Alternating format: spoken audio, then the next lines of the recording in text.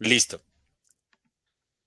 Ahora sí, chicos, oficialmente entonces buenos días. Vamos a arrancar la clase. Bienvenido, Nicolás. Sarita, que ya le ha saludado, Andri, Sebastián. Listo. Lo último que vimos en la última clase, Andri, te voy a hacer un repaso así como muy rápido para que lo sepas. Vimos algo que se llama las revoluciones burguesas. ¿Tienes idea de qué son las revoluciones burguesas?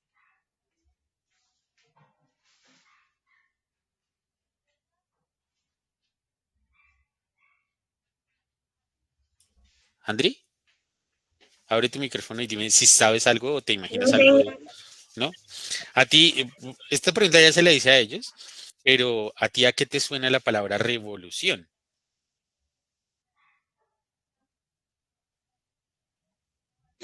como renovar, ¿sí? Bien, bien, Renovar o algo así. ok. Nicolás, su merced, ya vimos la última clase. ¿Qué era revolución? Dígale a Andri.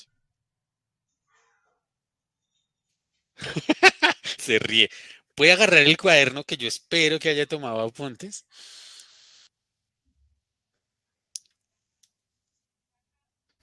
Puede hacer No, copia línea. bueno, las revoluciones burguesas fue entre la Ajá, mitad del siglo XIX. ajá, Y si una revolución es un cambio que se necesita como en un país o algo así. ajá, listo, sí. Voy a hacer esto, voy a tratar de hacer esto como en 5 minutos. Si ustedes ven que eh, si tienen alguna pregunta puntual o Andrés, si tienes alguna pregunta puntual, me la haces así como de inmediato. Abran el micrófono sin pedir permiso, sino para que nos rinda, ¿listo? Para que hacer este pequeño resumen para que Andrés se ponga al día con nosotros, ¿listo?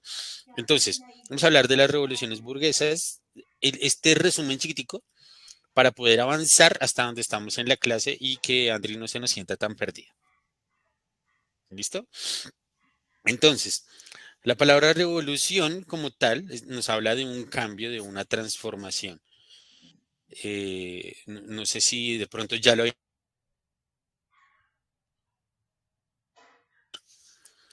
Entonces, es un cambio, una transformación que se da de una manera como muy abrupta, hay un cambio muy trascendental del punto en el que estábamos al que seguimos. Les decía yo en ese día que normalmente pensamos en guerra o en beligerancia o en cosas por el estilo, pero que nunca nos podríamos imaginar que una enciclopedia sería lo más revolucionario. Hablábamos de conceptos previos que necesitamos saber como qué es la burguesía, el liberalismo, la monarquía, el absolutismo, la nobleza y la ilustración. ¿Listo? La burguesía, que aquí la están viendo, es esas personas que viven en los burgos o ciudades y que son comerciantes. Básicamente, las personas que empiezan como a manejar el dinero, por así decirlo. ¿Listo? La monarquía, que es una forma de estado en el cual hay un monarca, un rey, que es el que se encarga de todo. La nobleza, que básicamente es la familia, ¿sí? Por sangre de ese rey o que por alguna razón se volvió parte de la nobleza por algún decreto y que tienen ciertos beneficios, digamos, ciertas cosas así. El absolutismo es un régimen en el cual solo una persona domina todas las manifestaciones del poder. El, ¿Por qué no cambia? El liberalismo, que es un movimiento de proyección económica que defiende el desarrollo personal e individual de cada uno de nosotros, bueno, de cada una de las personas. Y la ilustración, que es la corriente de pensamiento que se caracteriza por apoyarse en la razón. ¿Listo? Dejando de lado un poquito la superstición que en ese momento prevalecía en Europa. ¿Listo? Entonces, de la ilustración, curiosamente, hablando del tema de fe y ciencia, rescatamos a Isaac Newton y a Roger Bacon, los dos absolutamente creyentes. Roger Bacon, que propiamente era un monje creyente cristiano que desarrolla muchas teorías y que nos ayuda como a avanzar en eso. Otros pensadores de la Ilustración está Nicolás Copérnico y René Descartes. Nicolás Copérnico fue revolucionario porque empieza a decir que la Tierra no es, que no todo gira alrededor de la Tierra, sino que la Tierra gira alrededor del Sol. Esas son, para su momento, cosas como muy locas que no eran fácil de aceptar. ¿Listo? Cambios y más cambios. Esto que ven acá es la gran enciclopedia que se formó no de buenas a primeras, sino en un periodo entre el año 1751 y el año 1772, donde grandes pensadores estaban ahí. Hablábamos de los tres grandes poderes, que eso sí lo retomamos cuando estuvimos en la salida, no sé si se acuerdan, pero ahí donde estábamos viendo los tres poderes, ¿sí? El poder legislativo, el ejecutivo y el judicial. El legislativo para nosotros es lo que veíamos ahí en la Plaza de Bolívar a un lado, el Congreso, y al otro lado el Palacio de Justicia. El Congreso, donde están los senadores y demás, que es donde se hacen las leyes. Y el Palacio de Justicia, que es donde está la Corte Constitucional, que es donde se vigila que esa ley se cumpla, donde están los jueces. Y el tercer poder, que es el Ejecutivo, que es donde no alcanzamos a ir, que es sería la Casa de Nariño, que es donde está el presidente y sus ministros. Se dividen los tres poderes y ninguno tiene más poder que el otro. Entre los tres como que se auditan y se vigilan. No hay un solo poder como en el absolutismo. Hablamos también de... Uy, pucha, tengo que ir más rápido. Hablamos de el espíritu de las leyes, que fue uno de los grandes ilustrados, Charles Louis Montesquieu, que de ahí es donde sale y se desprende esos tres poderes, ¿sí? El espíritu de las leyes, que habla de las leyes que forman la libertad política en la relación con su ciudadano. Hablamos de qué eran las revoluciones burguesas, de cómo la burguesía, ya sabemos que son los burgueses, quieren un cambio respecto a lo que ya está ahí estipulado. Esa revolución burguesa lo que hace es que se genere, digamos, una entrega del poder al pueblo y que ahí empieza a haber como una democracia. ¿Listo? Eso se da a finales del siglo XIX y durante la primera mitad, del siglo XVIII y durante la primera mitad del siglo XIX. ¿Listo? Hablamos que se dio algo que sería como el primer conflicto global entre Francia y Gran Bretaña, de la Guerra de los 7 Años en 1756 y hasta 1763. Todo eso lo vimos, ¿verdad? Hay alguien que diga, uy, eso no lo vimos. ¿No? ¿Eso sí lo vimos? Listo. Hablamos también entre las guerras y las contradicciones entre las 13 colonias de Inglaterra. ¿Sí? ¿Ahí vamos bien? ¿Qué veo haciendo caras a Nicolás? ¿Sí? ¿Estamos bien? Estamos bien, listo. Bien. Para esto, Andri, yo te quiero pedir que por favor veas la clase anterior. Ya digamos que los grandes conceptos ya los tenemos para poder avanzar. ¿Listo? Es imperativo de decir, y es importante entender que de las 13 colonias, que es lo que en ese momento, lo previo a Estados Unidos, voy a volverme en esta presentación, en medio de eso, ¿qué era lo importante? Lo importante, lo trascendental, lo que cambió, digamos, y lo que motivó muchos cambios en el mundo fue la independencia de Estados Unidos. ¿Por qué? Porque gracias a esa independencia, de ahí se agarran para hacer la declaración de los derechos del hombre, como que se revuelve todo eso junto con la ilustración y empiezan a sacar los derechos humanos, ¿sí? Antes de eso no existía eso, ¿listo? Es importante también resaltar que de las cosas que dijeron, ¿sí? O que se proclamó en esa constitución, es que todos los hombres nacen iguales. Eso es lo que dice, por eso está entre comillas. Todos los hombres nacen iguales y poseen ciertos derechos inalienables, entre ellos cuáles: la vida, derecho a la vida, la libertad y la búsqueda de la felicidad. Esa esa palabra que les decía yo la última vez, la búsqueda de la felicidad, es la que cambia trascendentalmente, aunque parezca muy romántico, si quieren llamarlo de alguna manera, cambia realmente la perspectiva de lo que los ciudadanos consideran de su propia vida. Entonces, yo tengo derecho a buscar mi propia felicidad, cosa que hasta ese momento era algo como inconcebible. Simplemente yo vivía para sobrevivir. ¿Listo? Después de que se alcance esa independencia, se lleva al desarrollo de Estados Unidos y ese desarrollo es lo que lo convierte en, en la mayor potencia en este momento. Hay cierto cambio que quiero que analicen, se los voy a dejar solo para que lo piensen y analicen cómo se está, ¿cómo les digo? ¿Cómo se está convirtiendo China en la competencia de Estados Unidos para volverse la primera potencia? Y cómo poquito a poco está ocurriendo y ya Estados Unidos empieza como a perder fuerza y ya su gran rival no es Rusia como antes, sino que empieza a ser China, empieza a ser su gran competencia. Piénsenlo, investiguenlo y cuando vean alguna noticia que tenga que ver con Donald Trump, con China, con Estados Unidos y con Rusia, ya van a tener una perspectiva diferente. Eso es lo que quiero con cada una de mis clases de sociales, que tengan una perspectiva. Entonces, eh, Estados Unidos combina, y con esto ya arranco el tema de hoy, Estados Unidos combina los preceptos de la ilustración con principios del protestantismo. ¿Qué es el protestantismo? ¿Alguien sabe?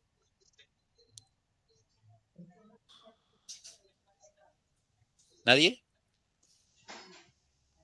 ¿Todos esos? Sara, ¿qué te suena protestantismo? De pronto como un grupo de personas que iban a protestar, hicieron como un movimiento, algo así. Muy bien, es chévere que indaguemos eso. El protestantismo es una separación que se da dentro de la Iglesia Católica. El término protestante es un término peyorativo, es decir, un término como insultante a los que se quieren separar de la Iglesia. Realmente el protestantismo no nace como que me quiero separar de la Iglesia, sino como que quiere ser reformado. De ahí es donde nacen lo que algunos pueden conocer como evangélicos o lo que llaman cristianos en lugar de católicos o cosas por el estilo, ¿sí? Ese es el protestantismo. ¿Por qué? ¿Por qué ese nombre acá? Porque es importante también entenderlo. Latinoamérica eh, se caracteriza de alguna manera porque nosotros fuimos, se me olvidó la palabra, colonizados, gracias, colonizados por España y los reyes católicos. Es decir, que acá lo que llegó en cuanto a religión fue el catolicismo romano. Pero en Estados Unidos no fue así. Los que llegaron allá eran anglicanos y en algunos aspectos otras corrientes que también eran cristianas, pero que no eran dentro del catolicismo. Y hay una gran diferencia marcada en cuanto a lo social, en cuanto a conceptos como el trabajo, que nos hacen diferentes. La cultura latinoamericana, incluso España la podemos meter ahí, a lo que es Estados Unidos e Inglaterra. ¿Sí? ¿Cuál? Para España y Latinoamérica, el trabajo es algo deshonroso, es algo que le toca a los esclavos, es algo que le toca a los pobres, el que trabaja es el pobre, el rico no, el rico está así, abanicándose, diciendo, ay, soy yo, atiendan. Entonces, no se toma esa cosa como el trabajo algo bueno, algo chévere, algo agradable, algo que hacer, sino que es algo más bien feo, ¿sí? Decía mi mamá, el trabajo no es deshonra. Y eso tenemos que entenderlo. El trabajo no puede ser deshonra, al contrario, el trabajo dignifica al hombre. ¿Listo? Entonces el protestantismo tiene eso, entre otras cosas. ¿Sí? Ese revuelto entre la ilustración que se estaba presentando en Europa y esos fundamentos del cristianismo protestante en Estados Unidos son los que llevan a que la Constitución de Estados Unidos sea lo que es y que el trabajo sea lo que genere el dinero. Entonces, tú eres más rico entre más trabajes, no entre menos trabajes. Entonces, el trabajo es el que empieza a generar dinero, ¿sí? El trabajo es el camino para el enriquecimiento, ¿sí? Entonces, es una gran diferencia, sobre todo culturalmente nos afecta muchísimo en cuanto a la historia. ¿Listo? Ya pasando de lado el tema de Estados Unidos, voy a mostrarles este esquema. Este es el esquema de cómo se manejaba o cómo se manejaba en la época de la Ilustración, antes de todas las transformaciones, cómo se manejaba la forma de gobierno. ¿Listo? Entonces, más que hacer el dibujito, sí es importante que anoten y que entiendan estos conceptos. Era una pirámide como lo están viendo, donde en la parte superior, en lo alto, en la cúspide, donde manejaba absolutamente todo, a través de una monarquía y de un absolutismo, lo manejaba el rey. El rey era el que decía y dictaba todas las órdenes. ¿Listo? Y habían a ese mismo nivel el alto clero y la alta nobleza. El alto clero eran los cardenales, los obispos, que eran sacerdotes, pero superiores a otros sacerdotes. La alta nobleza, que eran los príncipes, los duques, los condes, los marqueses, ¿sí? Todos esos principados y demás, ¿sí? Eso era la alta nobleza, que normalmente eran familia del rey. El primo del rey, el tío del rey, el abuelito del rey, ¿sí? El primo hermano de la mujer del rey, ¿listo? Ellos eran de la nobleza, ¿listo? Debajo de ellos, bueno, ellos claramente, ni el alto clero, ni el rey, ni la nobleza pagaban impuestos. Ellos solo recibían, reciba, ¿listo? El clero medio, que eran como curas de parroquias, pero de parroquias grandes, ¿sí? De catedrales, de grandes cabildos, ¿sí? De los ricos, por así decirlo, al mismo nivel que la media nobleza. ¿Quiénes eran la media nobleza? La media nobleza eran los famosos caballeros o la nobleza de toga. ¿Quiénes eran ellos? Eran los que se empezaban a destacar, que normalmente estaban como muy cercanos a los príncipes, a los duques, a los condes, sin ser familia, estaban ahí cerquita. Ahí llegaban trabajando como soldados, como hidalgos, como, en fin, empezaban a subir a esa media nobleza. Ellos tenían cierta carga tributaria, ¿sí? Tenían que pagar ciertos impuestos, pero no tanto como otros que ya les voy a nombrar. El bajo clero, que eran los curas, los frailes, las monjas, y la baja nobleza, que eran los hidalgos, es decir, los que se estaban preparando para ser caballeros, escuderos y cosas así. No sé si de pronto ustedes se han imaginado o han visto alguna película de los mosqueteros, algo así. ¿Listo? Ahí se acaba la parte privilegiada del Estado y empieza el pueblo llano, es decir, los pobres, por así decirlo, entre comillas, porque también estaban los ricos, los comerciantes, los banqueros, los que vendían y comerciaban, los que tenían los bancos, etcétera. También estaban los artesanos, los laboradores, los que tenían tierras, los que cultivaban, los que cosían, el sastre, el panadero, etcétera, etcétera.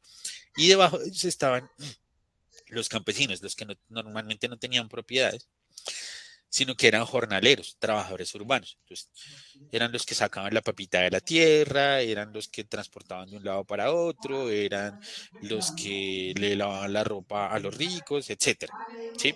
Esa era la organización que en ese momento se tenía en la sociedad francesa específicamente antes de la revolución de 1789. Entonces, en resumen, esto si quieren pueden anotarlo. El rey se encontraba por encima de los estamentos, ¿sí? Supuestamente era delegado por Dios, con un poder absoluto, y heredaba ese poder. Es decir, sus hijos eran los que heredaban ese reinado. Para ser rey tenés que ser hijo del rey y que el rey se muriera, básicamente.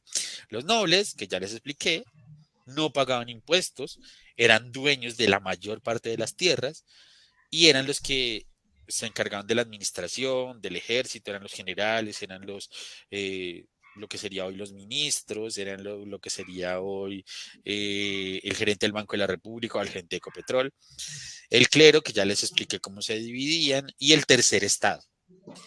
Es importante esto. El primer estado sería el rey, el segundo estado serían los nobles y el clero, y el tercer estado serían los burgueses, los campesinos y los artesanos. Eran más del 80% de la población del Reino de Francia. Eran la fuerza de trabajo. Pagaban impuestos, tenían que estar sometidos a ese absolutismo real, ¿sí? Y eso tenían que sumarlo a los abusos y a las injusticias de esos estamentos que estaban privilegiados. ¿Cuáles estamentos? El rey, los nobles y el clero. ¿Listo? A eso se le llamó el tercer estado. Entonces vamos a hablar de algo que cambió el mundo como se conocía hasta el momento. La Revolución Francesa. La Revolución Francesa es un movimiento ideológico y político que tiene lugar entre el 5 de mayo de 1789 y el 9 de noviembre de 1799. ¿Qué pasó? Vamos a avanzar. Habían causas previas que hacen que se dé la revolución. Vuelvo y digo, si estoy muy rápido, chicos, levanten la mano, díganme, venga, esto... ¿Aló? Así. Pensé que se me había ido el sonido. Bien. Joan Felipe levantó la mano, señor. Profe, ¿podía volver el anterior un momento? Bueno, pero no me demoro porque necesitamos avanzar muy rápido porque nos estamos colgando en temas. ¿Listo? Entonces, mientras anotan, vamos a hablar de las causas de lo que suscitó, de lo que hizo que se diera la Revolución Francesa. ¿Listo? Espero que ya hayan escrito. Movimiento social, político, ideológico, que tuvo lugar entre el 5 de mayo de 1789 y el 9 de noviembre de 1799. ¿Listo? ¿Cuántos años duró? Muy bien, para los que dijeron 10 años, sí señor. ¿Listo? Bien, vamos a avanzar. ¿Cuáles fueron las causas? Hay 4 grandes causas. Las ideológicas, es decir, las de pensamiento, las económicas, las sociales y las políticas. ¿Listo? ¿Cuáles fueron las ideológicas? La filosofía de la Ilustración. Personas como Rousseau, como Montesquieu, como Voltaire, que ya les hablé de ellos. Las económicas, hay un déficit fiscal, es decir, que no hay plata para sostener el Estado. ¿Listo? Y hay presión. ¿Por qué? Porque el rey, al querer sostener el Estado, como la nobleza se encarga de gastarse y despilfarrarse la plata en sus lujos y no invierte en el Estado, pues les hace falta. Entonces, esa corrupción hace que el rey diga, necesitamos más plata. ¿Y cómo conseguimos plata? Poniendo más impuestos. ¿Listo? ¿Cuáles son las causas sociales?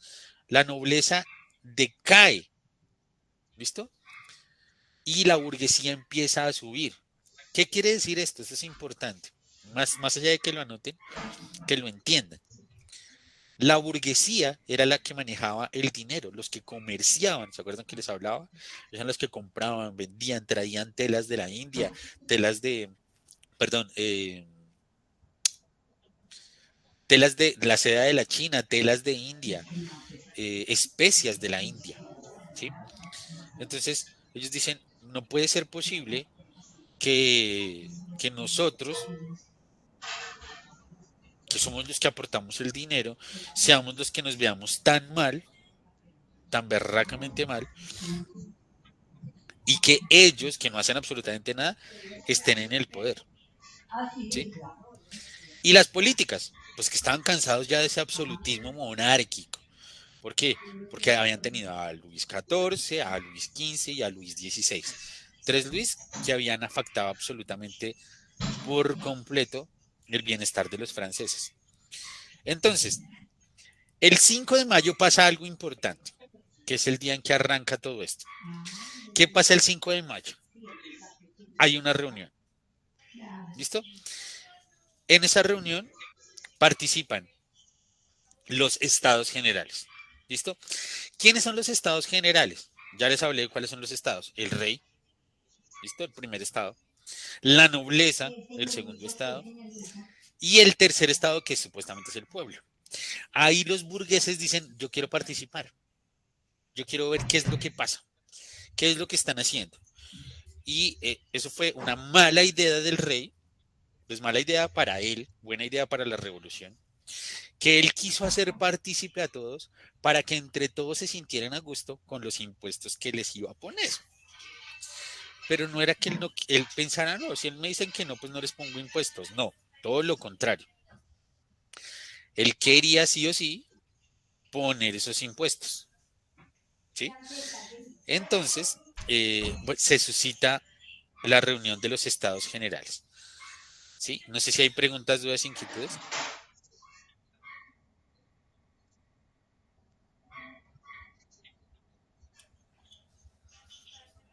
Bien, entonces, en ese momento, en los estados generales, se da esa coyuntura. Y el 17 de junio, el 5 de mayo arrancan los estados generales, ¿no? Pero el 17 de junio pasa algo absolutamente trascendental que cambia la historia. Los miembros del tercer estado, cansados de esas políticas y cansados de que no les ponen cuidado y cansados de todas esas causas que les acabo de decir, constituyen una asamblea nacional. Dicen, allá no nos escuchan, porque realmente los escuchaban, pero no los dejaban votar, no tenían poder de decisión sobre absolutamente nada. Arman algo que se llama la Asamblea Nacional, el 17 de junio. Unos días después, el 9 de julio, se convierte en constituyente, es decir, elaboran una constitución, elaboran unas leyes para el país. Se cansan de ese régimen y dicen, nosotros podemos tener el control de nosotros mismos. En medio de todas esas discusiones, desde el 5 hasta el 17, pues todos los que se alborotaban en las calles, todos los que hacían manifestaciones y demás, eran puestos presos. No sé si les suena en algún momento que hayan vivido algo así. No sé si de pronto les suena a algo que haya pasado en algún país con una bandera amarilla, azul y rojo en algún momento. ¿Sí? Eso es algo que vemos constantemente. Que las personas se manifiestan y mueche para acá y los meten a la cárcel. ¿Sí? Eso pasa mucho en muchos países del mundo. Eso no solamente es en alguno que otro, en muchos pasa. Entonces, al esto pasar, empieza a alborotarse más la gente. Y se toman las armas. Y el 14 de julio, nótense que la asamblea se dio el 9 de julio. El 14 de julio, el pueblo capitalino de París ataca la antigua prisión de la Bastilla y libera a los presos, a todos los presos que están. Incendian esa antigua prisión y empieza como la manifestación ya como fuerte, como armada por la situación que estaba viviendo el pueblo francés. ¿Listo? Luego de eso, y gracias a todo eso que pasó, en agosto, es decir, que ya estamos junio, julio, agosto, 3 meses después, la Asamblea Nacional Constituyente se reúne, arma esa constitución y le quita los privilegios a los demás estados, el clero y la nobleza. Entonces ya no son 3 estados, sino solo uno, el tercer estado. ¿No? Porque es importante lo del tercer estado. Entonces el clero y la nobleza pierde sus poderes porque la Asamblea Nacional Constituyente abolió esos privilegios de esos estados y acaba definitivamente con la monarquía absoluta. Confisca las propiedades de la iglesia y somete al clero a obedecer las disposiciones legales que se crearon para él. ¿Sí? Todo eso pasó en agosto. ¿Listo? En agosto, ¿en dónde? En Francia, claramente, en París, específicamente. Luego de toda esta revuelta y luego de todo esto que pasó, ¿sí? Y antes de ir al final, digamos a lo que nos trae el resumen, es importante entender que las causas, como la ilustración, lo que hacen es que la gente tenga un pensamiento, ¿sí? Y acá quiero ser enfático en esto, chicos. Por eso es importante que ustedes tengan un pensamiento, que ustedes desarrollen unas ideas propias, ¿sí?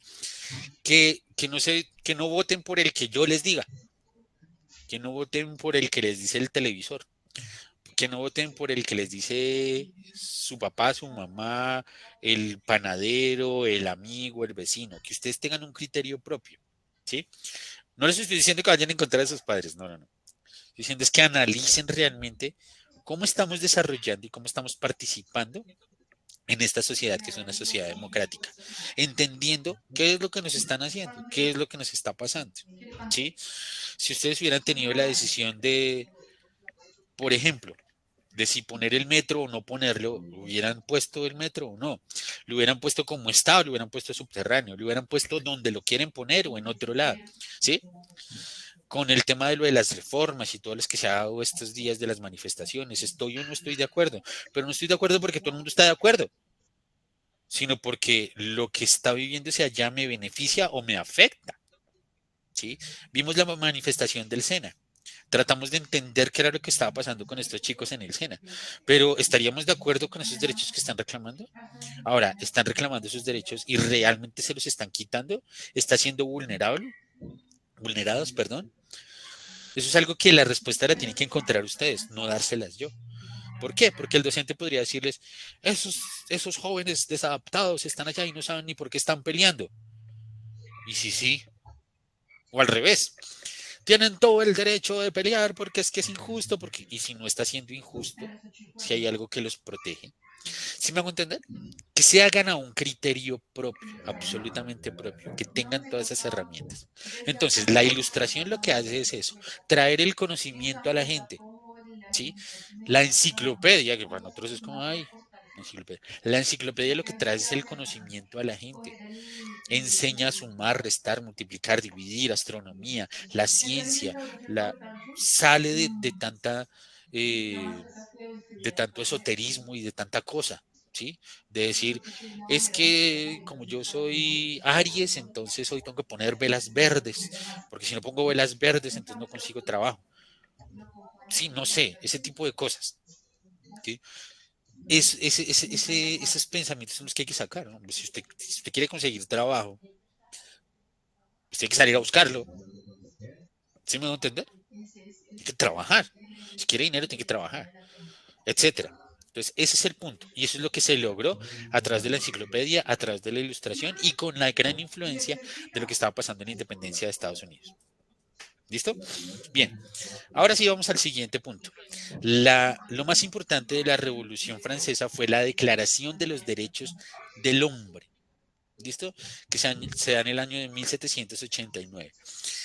Eso que ven se dio el 3 de octubre de 1789. Es decir, empezamos en junio, julio, agosto, septiembre y octubre.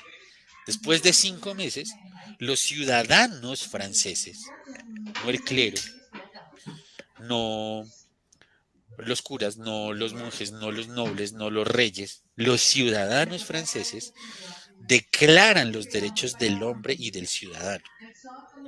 ¿Sí? Son ellos los que empiezan a decir, vamos a gobernar nuestro país y vamos a gobernar para la gente. ¿Sí? El mayor logro de esa asamblea es su primer artículo, el primer artículo de la Declaración de los Derechos Humanos. Dice que los hombres nacen y viven libres e iguales bajo las leyes. Para nosotros eso es normal y debería ser así, pero para ese momento no era así, porque no era igual el jornalero que el noble, no era igual el panadero que el duque, no era igual el lustrabotas, por así decirlo, que el rey. Pero con esto están declarando universalmente que todos los hombres nacen y viven libres e iguales ante la ley. ¿Listo?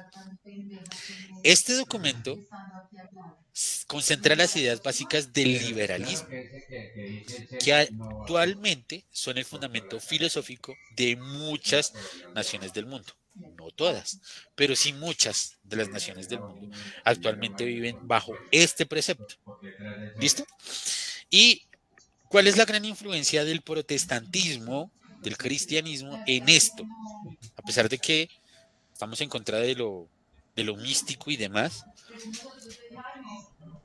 no se sacó del todo ese concepto de Dios, no de la religión. Pilas con eso. Ese concepto de Dios y ese concepto de fe. ¿De dónde sale eso? Eso está basado en una parte de las Sagradas Escrituras cristianas, de la Biblia, en donde dice que ya no hay esclavo ni libre, que no existe ni hombre ni mujer, que ya no hay ricos ni hay pobres, que todos somos uno en Cristo, dice la Escritura. Todos somos uno en Cristo, todos somos iguales. Nótense que la Biblia, de donde se saca este artículo, es escrita por allá en el año 67 después de Cristo. Estamos hablando de 2 siglos después, se plasma en un documento legal, pero la idea ya estaba ahí, ¿sí se dan cuenta? Y esa influencia es la que hace que todos los hombres nazcan y vivan y libres iguales bajo las leyes. Es parte de la influencia. No estoy diciendo que es todo, es parte de esa influencia. ¿Sí me entender? Y es una verdad que se debió haber aplicado desde mucho antes. Que ya no hay esclavo, que ya no hay libre, que ya no hay hombre, que ya no hay mujer, que ya no hay negro, que ya no hay amarillo, que ya no hay pobre, que ya no hay rico, que todos somos iguales. Para nosotros en este momento es como muy transparente, pero eso debería ser desde siempre. No sé si están de acuerdo o qué piensan al respecto. Bueno, el 20 de junio de 1791, esto es antes de esta declaración, pasa algo trascendental en la historia. Luis XVI huye y es arrestado. Aquí pasa algo trascendental, porque hay dos grandes corrientes, los que están de acuerdo con el rey e incluso quieren volver a ponerlo, que a quien le cabe eso en la cabeza, pero así es, y los que no. ¿Listo? Entonces, aquí entran en escena dos miembros de la ciudadanía francesa, los girondinos y los jacobinos. Los girondinos se llaman así porque pertenecían al departamento de Gironda, de la Gironda, en el sur de Francia. Ellos eran liberales, sí, pero promovían una política de cambios moderados, es decir, instaurar una monarquía constitucional, algo así como lo que se ve en Inglaterra, ya lo vamos a ver en algún momento. En Inglaterra hay una reina, bueno, había, en este momento hay un rey, pero comparte el poder con una asamblea de representantes, con un primer ministro y con otros sectores sociales. Los jacobinos eran miembros de la clase media y ellos que promulgaban una política mucho más radical, ¿sí? Ellos contaban con el apoyo de los trabajadores, de las clases sociales, de las clases obreras, ¿sí? E instauraron un nuevo gobierno. A ese nuevo gobierno lo llaman la Convención y condenan a Luis XVI a la guillotina, ¿sí? Eso es trascendental para la historia, ¿sí? ¿Qué pasa? Después de eso, eso fue en 1791, ¿no? En 1795, esa convención, redacta una nueva constitución. ¿Listo? En esa constitución, que es la constitución ya francesa, no tiene que ver con los derechos humanos. O sea, la creación de los derechos humanos influye sí, pero son, digamos que dos documentos diferentes. La convención redacta una nueva constitución. En esa nueva constitución se cede el poder político a un organismo llamado el directorio. Y ya se nos va a acabar la clase. Igual tengo que acabar en 5 minutos.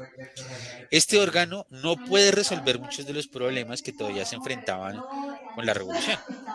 Entre ellos, que habían militares enemigos atacando a Francia. En 1799, 4 años después, un grupo de jefes militares redacta una nueva constitución, la someten a votación y ganan. Y establecen una nueva forma de gobierno, algo que se llama el consulado. El primer dirigente de este nuevo gobierno, que fue el primer cónsul, por llamar consulado, fue Napoleón Bonaparte, el primer cónsul de Francia. ¿Listo? Y con el nacimiento del consulado terminamos nuestra clase y les voy a poner una pequeña tarea de investigación. No tarea, no quiero que lo hagan por tarea y que lo suban a Classroom y demás, no. Quiero que me averigüen todo el chisme que puedan de Napoleón Bonaparte. ¿Listo? Todo lo que puedan de Napoleón Bonaparte. ¿Qué vamos a hacer? Les quiero quitar carga de tener que estar subiendo a Classroom y que nos toca tarea y demás. No. Quiero que nuestra siguiente clase, cada uno de ustedes me diga algo de Napoleón Bonaparte. Les voy a preguntar a todos y cada uno de ustedes. ¿Listo? Voy a decir, Nicolás, su merced, ¿qué encontró? Andri, su merced, ¿qué encontró? Joan Felipe, su merced, ¿qué encontró? Sara, ¿qué encontró? ¿Sí me va a entender? Alejo, ¿qué encontró? ¿Sí? Victoria, ¿qué encontró? Julián, ¿qué encontró? Le repito el nombre, Napoleón Bonaparte. ¿Listo? Napoleón Bonaparte, que es este man que tenemos en la foto. Aquí lo tengo escrito. Napoleón Bonaparte. ¿Listo? Vamos a averiguar todo acerca de Napoleón Bonaparte. ¿Listo? Chicos, vamos a dejar esta clase hasta ahí. Creo que lo logré más rápido de lo que me imaginé. No sé si tienen preguntas, dudas, inquietudes, aclaraciones, algo que quieran preguntar antes de terminar. ¿Ninguna? No, y pues precisamente por eso, para no No, tener que señor. coger ni moto, ni taxi, ni nada, ya. Listo. Chicos, muchas gracias. Espero de verdad de corazón que hayamos aprendido, que hayamos desarrollado un poquito más de ese cerebro impresionante que ustedes tienen. Y pues nada, los Sí. dejamos hasta ahí. Espero que hayan entendido la importancia de la revolución. Ay, levantó la mano la jefa. ¿Qué va a decir, jefa?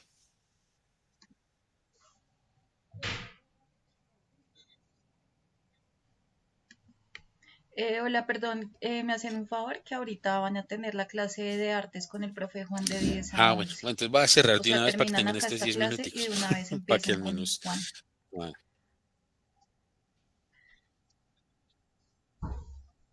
No te preocupes, pero Sí. es para Sí, que igual ellos coinciden sepan que que ya ahorita acabé. no van con Entonces está profundización, perfecto. sino que van con ¿Listo? trabajo en ¿Preguntas, artes. dudas, ¿Listo? inquietudes? ¿Ninguna? Si se les llega a generar alguna duda de esta clase o de filosofía o de lo que sea, me pueden escribir al WhatsApp. ¿Listo? Ay, profe, esto quiero entender esto. O quiero profundizar esto. También les dejo la puerta abierta para que digan, venga, me gustaría saber acerca de la historia de Timbuktu Rodríguez. Estoy inventando. Que ese man me parece interesante. Podemos hablar de eso en la clase y lo hablamos. ¿Listo, chicos? Bien sea de filosofía o de sociales. Gracias por este tiempo. Dios les bendiga, que tengan un excelente día y espero que sigan desarrollando ese cerebro tan impresionante que tienen. Bueno, un abrazo. Chao, chao.